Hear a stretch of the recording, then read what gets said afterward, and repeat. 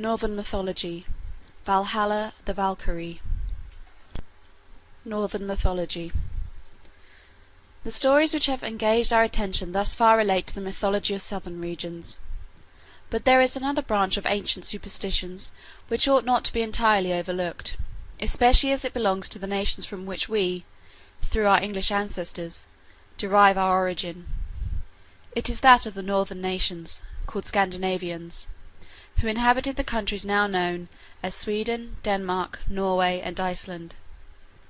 These mythological records are contained in two collections called the Eddas, of which the oldest is in poetry and dates back to the year 1056. The more modern or prose Edda being of the date of 1640. According to the Eddas, there was once no heaven above nor earth beneath, but only a bottomless deep, and a world of mist in which flowed a fountain.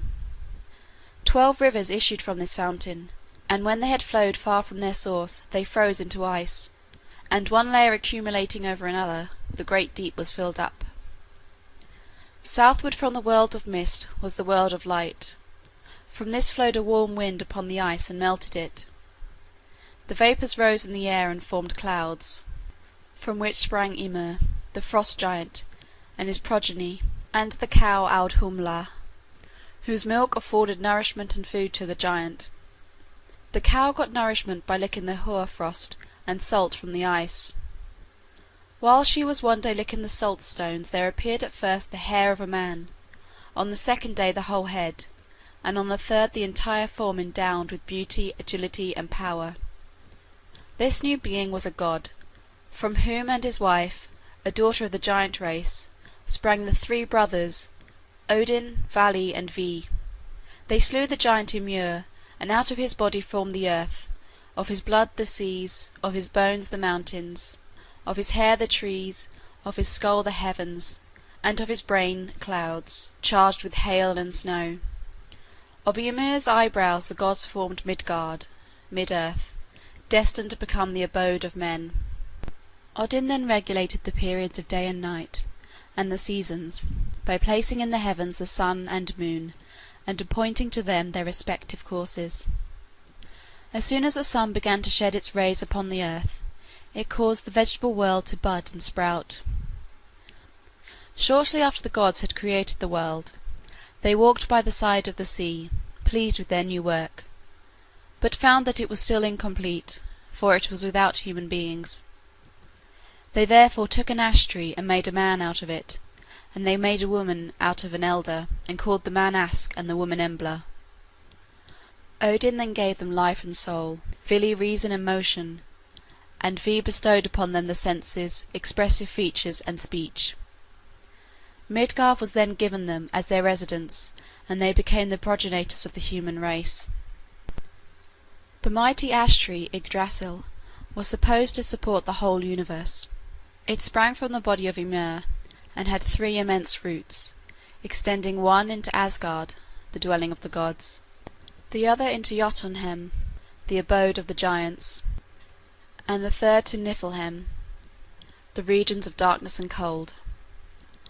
By the side of each of these roots is a spring, from which it is watered. The root that extends into Asgard is carefully tended by the 3 Norns, goddesses who are regarded as the dispensers of fate. They are Edur, the past, Verandi, the present, Skuld, the future. The spring at the Jotunheim side is Ymir's well, in which wisdom and wit lie hidden, but that on Niflheim feeds the Adonidhog, darkness, which perpetually gnaws at the root. 4 hearts run across the branches of the tree and bite the buds. They represent the 4 winds. Under the tree lies Ymir, and when he tries to shake off its weight, the earth quakes. Asgard is the name of the abode of the gods, access to which is only gained by crossing the bridge Bifrost, the rainbow. Asgard consists of golden and silver palaces, the dwellings of the gods, but the most beautiful of these is Valhalla, the residence of Odin. When seated on his throne he overlooks all heaven and earth. Upon his shoulders are the ravens Hunin and Munin. who fly every day over the whole world, and on their return report to him all they have seen and heard. At his feet lie his two wolves, Geri and Freki, to whom Odin gives all the meat that is set before him, for he himself stands in no need of food. Mead is for him both food and drink. He invented the runic characters, and it is the business of the Norns to engrave the runes of fate upon a metal shield. From Odin's name, spelt Woden, as it sometimes is, came Wednesday, the name of the 4th day of the week. Odin is frequently called Alfadur, All-Father, but this name is sometimes used in a way that shows that the Scandinavians had an idea of a deity superior to Odin, uncreated and eternal. Of the joys of Valhalla. Valhalla is the greatest hall of Odin, wherein he feasts with his chosen heroes, all those who have fallen bravely in battle, for all who die a peaceful death are excluded. The flesh of the boar, Shrimina, is served up to them, and is abundant for all. For although this boar is cooked every morning, he becomes whole again every night. For drink the heroes are supplied abundantly with mead from the she-goat Heidrum. When the heroes are not feasting, they amuse themselves with fighting. Every day they ride out into the court or field and fight until they cut each other into pieces. This is their pastime, but when mealtime comes they recover from their wounds and return to feast in Valhalla. The Valkyrie. The Valkyrie are warlike virgins, mounted upon horses and armed with helmets and spears. Odin, who is desirous to collect a great many heroes in Valhalla, to be able to meet the giants in a day when the final contest must come, sends down to every battlefield to make choice of those who shall be slain. The Valkyrie are his messengers, and their name means chosen of the slain. When they ride forth on their errand, their armor sheds a strange flickering light, which flashes up over the northern skies, making what men call the aurora borealis, or northern lights. Footnote: Gray's Ode, The Fatal Sisters, is founded on this superstition. Of Thor and the other gods. Thor, the Thunderer, Odin's eldest son, is the strongest of gods and men, and possesses 3 very precious things. The first is a hammer, which both the Frost and the Mountain giants know to their cost, when they see it hurled against them in the air, for it has split many a skull of their fathers and kindred. When thrown, it returns to his hand of its own accord. The second rare thing he possesses is called the Belt of Strength. When he girds it about him, his divine might is doubled. The third, also very precious, is his iron gloves, which he puts on whenever he would use his mallet efficiently. From Thor's name is derived our word Thursday. Frey is one of the most celebrated of the gods. He presides over rain and sunshine and all the fruits of the earth. His sister Freya is the most propitious of the goddesses. She loves music, spring, and flowers, and is particularly fond of the elves, fairies. She is very fond of love ditties, and all lovers would do well to invoke her. Bragi is the god of poetry, and his song records the deeds of warriors. His wife, Iduna, keeps in a box the apples which the gods, when they feel old age approaching, have only to taste of to become young again. Heimdall is the watchman of the gods, and is therefore placed on the borders of heaven to prevent the giants from forcing their way over the bridge Bifrost, the rainbow. He requires less sleep than a bird, and sees by night as well as by day 100 miles around him. So acute is his ear that no sound escapes him, for he can even hear the grass grow and the wool on a sheep's back. Of Loki and his progeny. There is another deity who is described as the culminator of the gods, and the contriver of all fraud and mischief. His name is Loki. He is handsome and well made, but of a very fickle mood and most evil disposition. He is of the giant race, but forced himself into the company of the gods, and seems to take pleasure in bringing them into difficulties, and in extracting them out of the danger by his cunning, wit, and skill. Loki has 3 children. The first is the wolf Fenris, the second the Midgard serpent, the third Hela, death. The gods were not ignorant that these monsters were growing up, and that they would one day bring much evil upon gods and men. So Odin deemed it advisable to send one to bring them to him. When they came he threw the serpent into that deep ocean by which the earth is surrounded. But the monster had grown to such an enormous size that holding his tail in his mouth he encircles the whole earth. Hela he cast into Niflheim, and gave her power over 9 worlds or regions, into which she distributes those who are sent to her, that is, all who die of sickness or old age. Her hall is called Elvindina. Hunger is her table, starvation her knife, delay her man, slowness her maid, precipice her threshold, care her bed, and burning anguish forms the hangings of the apartments. She may easily be recognized, for her body is half flesh color and half blue, and she has a dreadfully stern and forbidding countenance. The wolf Fenris gave the gods a great deal of trouble before they succeeded in chaining him. He broke the strongest fetters as if they were made of cobwebs. Finally the gods sent a messenger to the mountain spirits, who made for them the chain called Gleipnir. It is fashioned of 6 things, viz., the noise made by the footfall of a cat, the beards of women, the roots of stones, the breath of fishes, the nerves, sensibilities, of bears, and the spittle of birds. When finished it was as smooth and soft as a silken string. But when the gods asked the wolf to suffer himself to be bound with this apparently slight ribbon, he suspected their design, fearing that it was made by enchantment. He therefore only consented to be bound with it, upon condition that one of the gods put his hand in his, Fenris's, mouth, as a pledge that the band was to be removed again. Tyr, the god of battles, alone had courage enough to do this. But when the wolf found that he could not break his fetters, and that the gods would not release him, he bit off Tyr's hand, and he has ever since remained one-handed. How Thor paid the mountain giant his wages. Once on a time, when the gods were constructing their abodes, and had already finished Midgard and Valhalla, a certain artificer came and offered to build them a residence so well fortified that they should be perfectly safe from the incursions of the frost giants and the giants of the mountains. But he demanded for his reward the goddess Freya, together with the sun and moon. The gods yielded to his terms, provided he would finish the whole work himself without anyone's assistance, and all within the space of 1 winter. But if anything remained unfinished on the first day of summer, he should forfeit the recompense agreed on.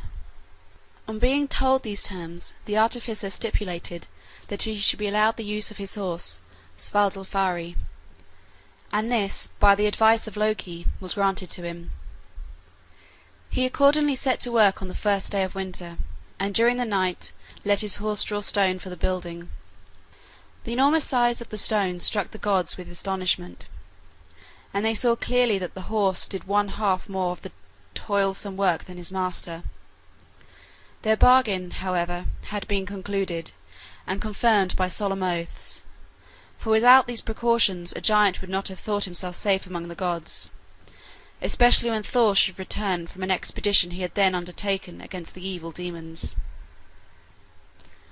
As the winter drew to a close, the building was far advanced, and the bulwarks were sufficiently high and massive to render the place impregnable. In short, when it wanted but 3 days to summer, the only part that remained to be finished was the gateway. Then sat the gods on their seats of justice, and entered into consultation, inquiring of one another who among them could have advised to give Freya away, or to plunge the heavens in darkness by permitting the giant to carry away the sun and the moon.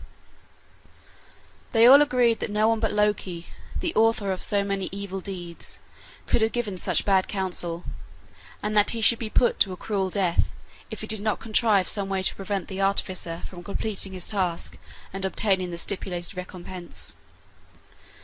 They proceeded to lay hands on Loki, who in his fright promised upon oath that, let it cost him what it would, he would so manage matters that the man should lose his reward.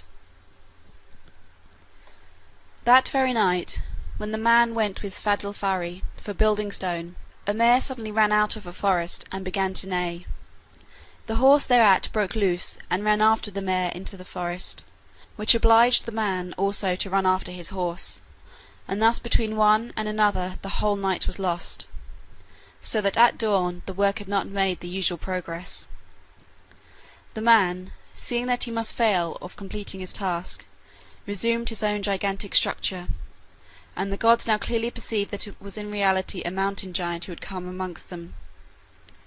Feeling no longer bound by their oaths, they called on Thor, who immediately ran to their assistance, and lifting up his mallet, paid the workman his wages, not with the sun and moon, and not even by sending him back to Jotunheim, for which the first blow he shattered the giant's skull to pieces, and hurled him headlong into Niflheim.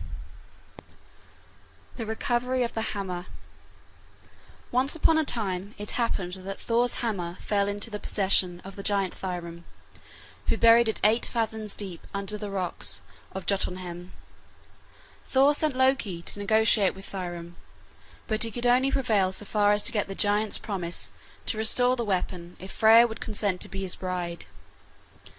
Loki returned and reported the result of his mission, but the goddess of love was quite horrified at the idea of bestowing her charms on the king of the frost giants. In this emergency Loki persuaded Thor to dress himself in Freya's clothes, and accompanied him to Jotunheim. Thrym received his veiled bride with due courtesy, but was greatly surprised at seeing her eat for her supper 8 salmons and a full-grown ox, besides other delicacies, washing the whole down with 3 tons of mead. Loki, however, assured him that she had not tasted anything for 8 long nights, so great was her desire to see her lover, the renowned ruler of Jotunheim. Thrym had, at a length, the curiosity to peep under his bride's veil, but started back in affright, and demanded why Freya's eyeballs glistened with fire. Loki repeated the same excuse, and the giant was satisfied. He ordered the hammer to be brought in, and laid on the maiden's lap. Thereupon Thor threw off his disguise, grasped his redoubted weapon, and slaughtered Thrym and all his followers. Frey also possessed a wonderful weapon, a sword, which would of itself spread a field with carnage whenever the owner desired it. Frey parted with this sword, but was less fortunate than Thor and never recovered it. It happened in this way. Frey once mounted Odin's throne, from whence one can see over the whole universe, and looking round saw far off in the giant's kingdom a beautiful maid, at the sight of whom he was struck with sudden sadness, insomuch that from the moment he could neither sleep nor drink nor speak. At last Skirnir, his messenger, drew his secret from him, and undertook to get him the maiden for his bride, if he would give him his sword as a reward. Frey consented and gave him the sword, and Skirnir set off on his journey, and obtained the maiden's promise that within 9 nights she would come to a certain place and there wed Frey.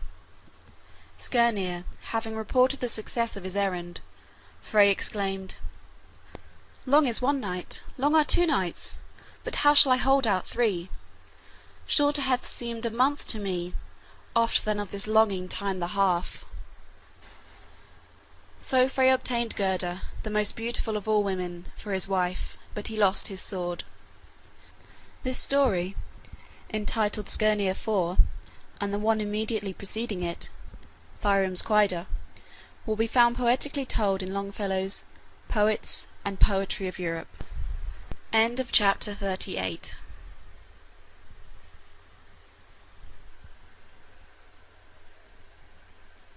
In the hoarfrost and salt from the ice. While she was one day licking the salt stones, there appeared at first the hair of a man, on the 2nd day the whole head, and on the 3rd the entire form endowed with beauty, agility, and power. This new being was a god, from whom and his wife, a daughter of the giant race, sprang the 3 brothers, Odin, Vali, and Vi. They slew the giant Ymir, and out of his body formed the earth, of his blood the seas, of his bones the mountains. Northern Mythology. Valhalla, the Valkyrie. Northern Mythology. The stories which have engaged our attention thus far relate to the mythology of southern regions. But there is another branch of ancient superstitions which ought not to be entirely overlooked, especially as it belongs to the nations from which we, through our English ancestors, derive our origin. It is that of the northern nations, called Scandinavians, who inhabited the countries now known as Sweden, Denmark, Norway, and Iceland. These mythological records are contained in two collections called the Eddas, of which the oldest is in poetry and dates back to the year 1056, the more modern or prose Edda being of the date of 1640. According to the Eddas, there was once no heaven above nor earth beneath, but only a bottomless deep, and a world of mist in which flowed a fountain. 12 rivers issued from this fountain, and when they had flowed far from their source they froze into ice, and one layer accumulating over another, the great deep was filled up. Southward from the world of mist was the world of light. From this flowed a warm wind upon the ice and melted it. The vapours rose in the air and formed clouds, from which sprang Ymir, the frost giant, and his progeny, and the cow Audhumla, whose milk afforded nourishment and food to the giant. The cow got nourishment by licking mountains, of his hair the trees, of his skull the heavens, and of his brain clouds, charged with hail and snow. Of Ymir's eyebrows the gods formed Midgard, mid-earth, destined to become the abode of men. Odin then regulated the periods of day and night, and the seasons, by placing in the heavens the sun and moon, and appointing to them their respective courses. As soon as the sun began to shed its rays upon the earth, it caused the vegetable world to bud and